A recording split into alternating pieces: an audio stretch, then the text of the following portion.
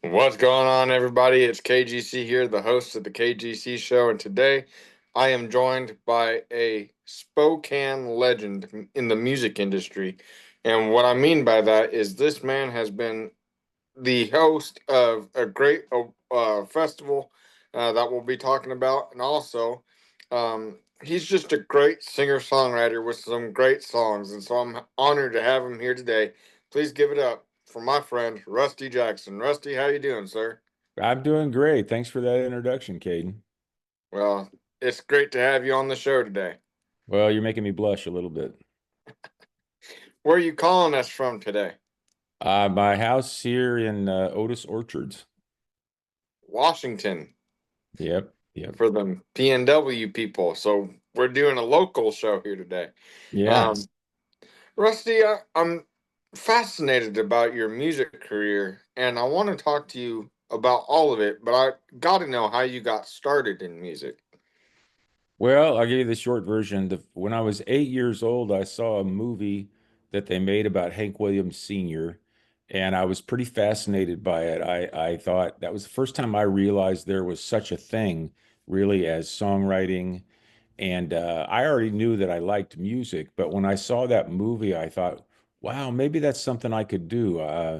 And I started trying to learn how to write songs. And I got into a band when I was about 19 years old. And then when I was 21, I got married.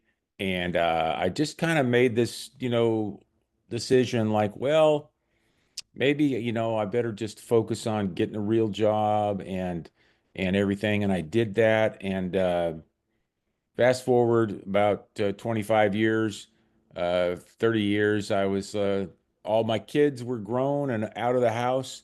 And I thought, hey, maybe I could get back to that music thing I wanted to do. So I'm kind of a late bloomer. About 10 years ago, I started playing out and I got in a band and then I got my own band and then I started focusing on the writing again and I took a trip to Nashville to learn more about writing and it's just been, one thing after another and I'm having a blast doing it. I'm getting to finally do now what I wanted to do when I was 8 years old. Yeah. So you have a song called The Spokane River. How did that song come to be about? Well, the band, we had just started a band called the Spokane River Band. And I thought to myself, oh, I want a song where we can sing the name of the band while we're performing. And so then I just imagined this little story about a guy coming through the Northwest way back in like the 1890s, and he meets the Indian princess on Lake Coeur d'Alene, and he falls in love with her. And then, but he has to go to Portland because the job he's got to go to is in Portland. So then he just writes her a letter and says, "Hey, jump on that Spokane River and float down to me because I miss you." So that was the idea. Yeah. So can you talk to us a little bit about how your songwriting approach is from when you started writing till now? Has it changed and evolved? Well, the thing that first attracted to me about it is it's just a really fun way to communicate, and every human, wants to communicate, and it just seemed like a great avenue for me. I like the challenge with songwriting is you want to tell a story or you want to get some message across, and then you have to make it rhyme. And with a song, then you also have to make it try to sound good. And I love that challenge. I love doing it. And then, like I said, about 6 years ago, I took my first trip to Nashville. I think the first thing you find out as a songwriter when you go to Nashville is just how bad you suck. It's like you think, you're writing songs and you're thinking, man, I'm doing really good. And then you get there and you meet like literally dozens, if not hundreds of songwriters that are all incredible. and you think, man, I've got some work to do to get up to par. And so that's been the process for the last several years is just working on it and trying to get better at it. How did that trip that you took to Nashville inspire some of your newer stuff?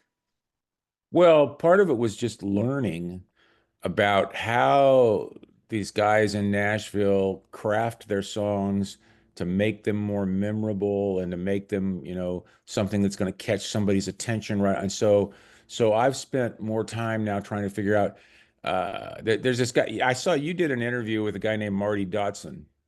Yeah. And Marty is one of the founders of Songtown, and I belong to Songtown.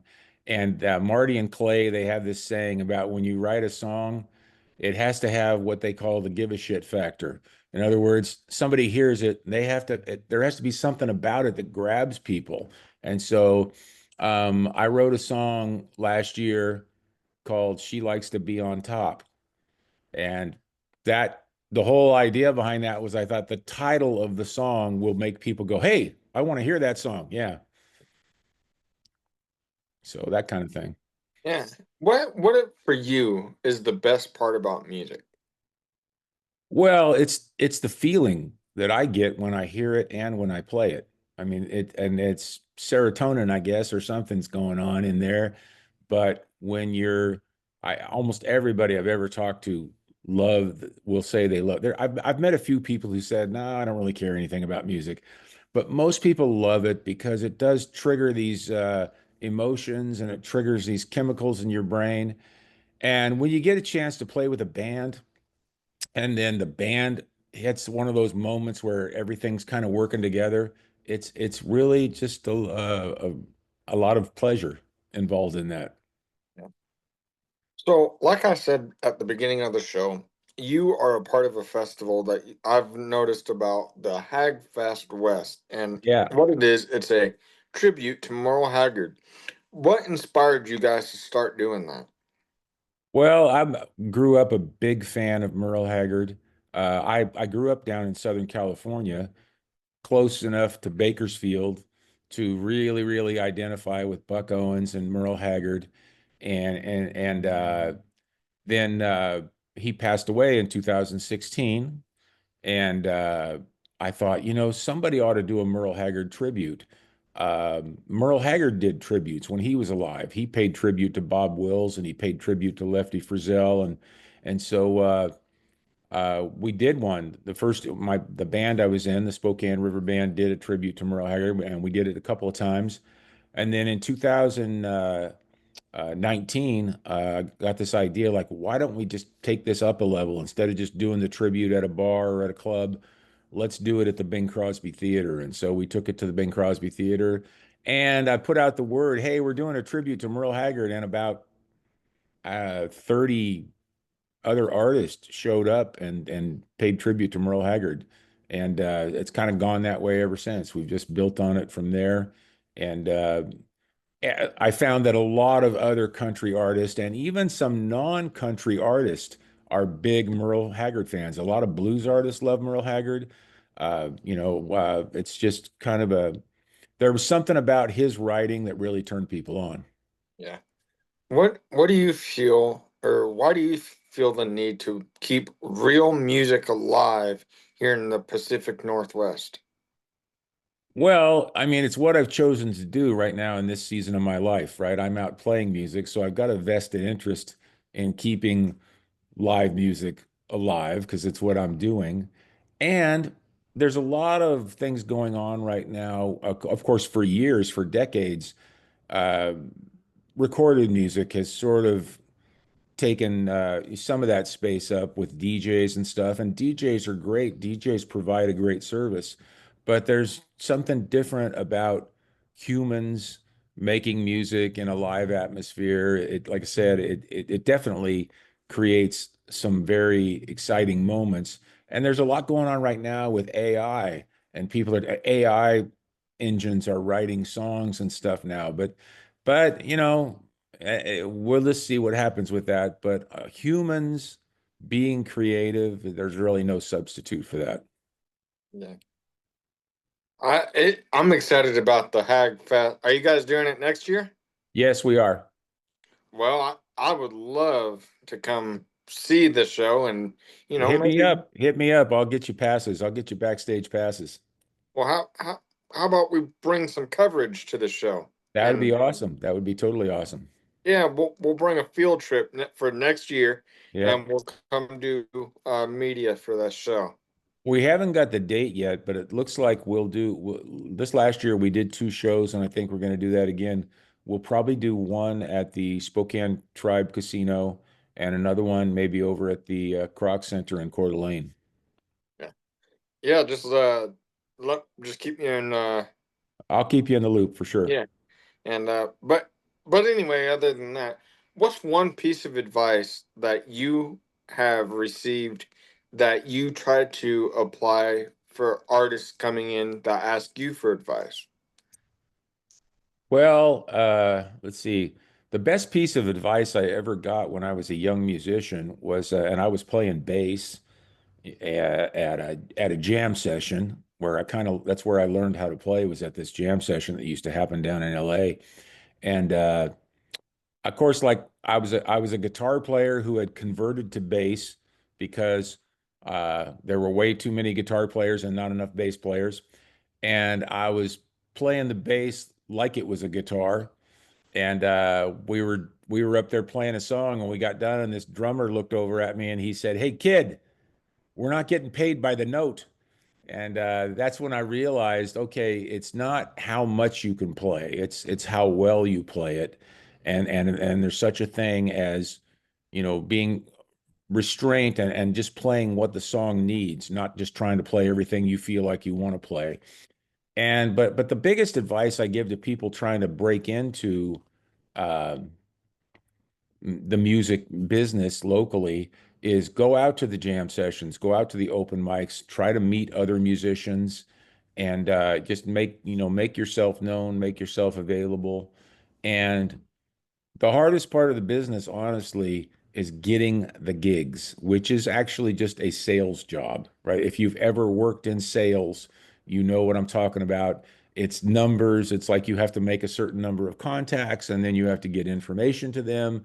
And, and so if you're trying to get into the music business, just sitting around waiting for somebody to want to hire you is not the best strategy. The best strategy is making contacts with people that want to hire musicians and want to hire bands.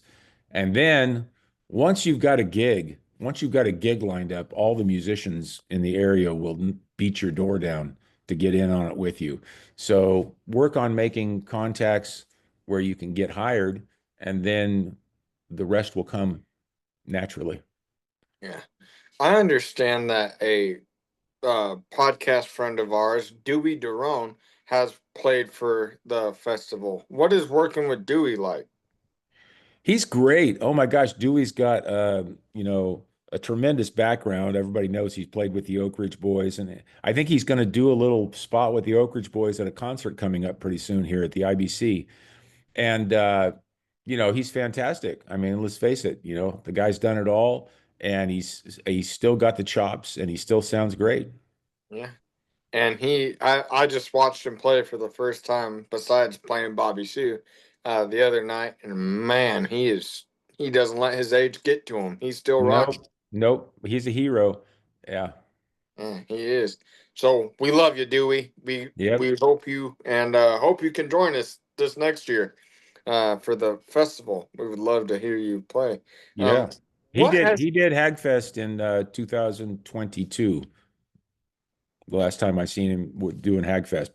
And then we played together since then. Yeah. So what is it like working with legends like Dewey and people like that who have had a professional music career but have taken time to help bring a tribute to something that very well should still be alive, and that's Merle Haggard. Well, I mean, this area is kind of really the only area I know extensively, and all of the musicians here in the Northwest, especially in the country scene, are incredibly generous. And I mean, they just always want to help each other. And we do another show every year as part of the Northwest Country Music Association, we do an award show once a year, and it's in November. And technically it's a competition, but it's the friendliest competition I've ever seen. Really, the takeaway that everybody has when we do that show is, oh my gosh, it's so great to get to hang out and see the other musicians. We're always doing gigs and we can't really go see each other. And now we finally get to, and every time we do that show, we'll typically have like 15 to 20 different acts perform during the course of the award show. And so it's just really magical to watch that. And it's great to see all the back story, the back scenes that happen of people catching up and saying, "Hey man, it's great to see you." The last one we did was at the Tribe Casino, and a handful, like about a dozen people, sat around till 3 o'clock in the morning just playing guitars and singing songs with each other. So what is that like community like of those small independent hangouts, really? It really is like a family. There's a music family in the Northwest because we're all in it together. We all realize the struggles and the how and so we just sort of look at each other and go, and also a long time ago, most of the people in it figured out, we're not really competing with each other. We're all competing with Netflix.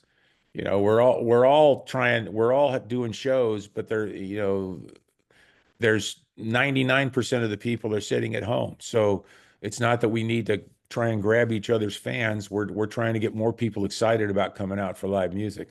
Yeah. Sure, man, I want to say thank you so much. I do know that you do got some other things to attend to.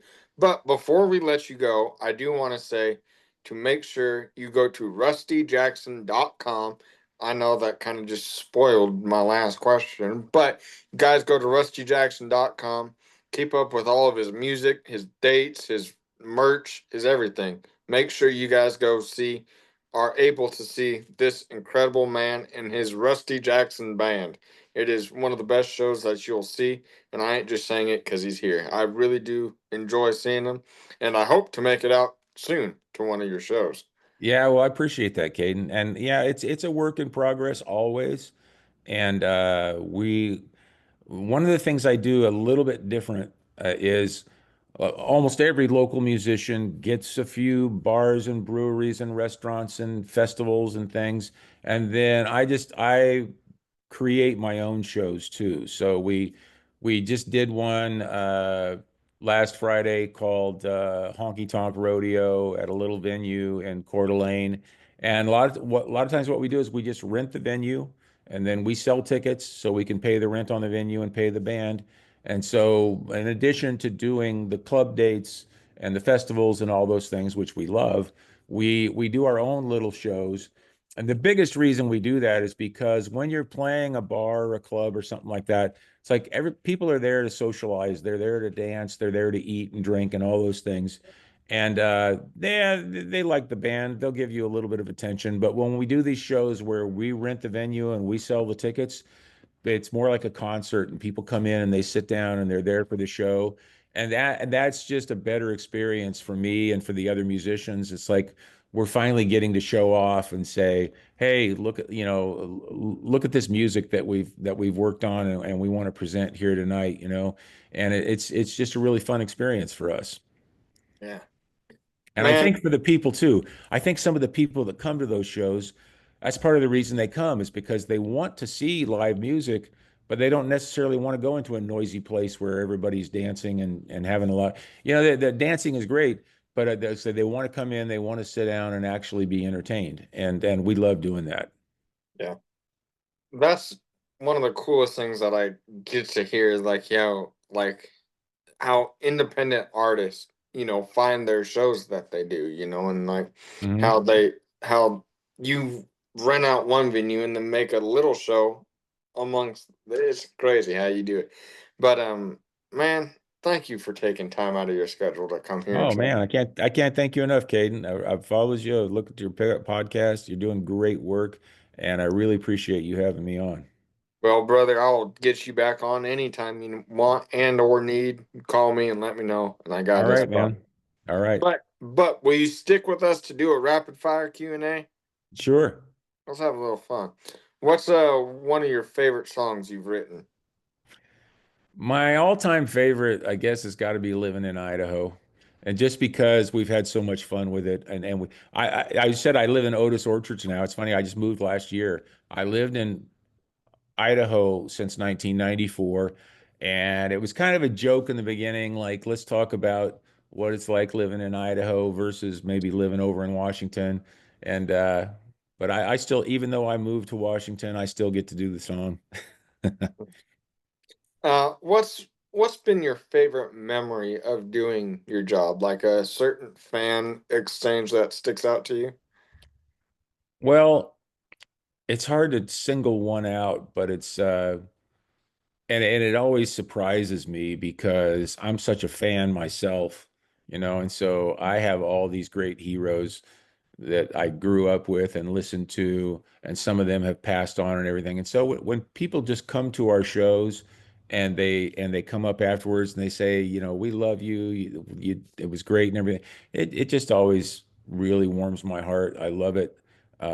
It's like I said before, this is something I wanted to do since I was 8.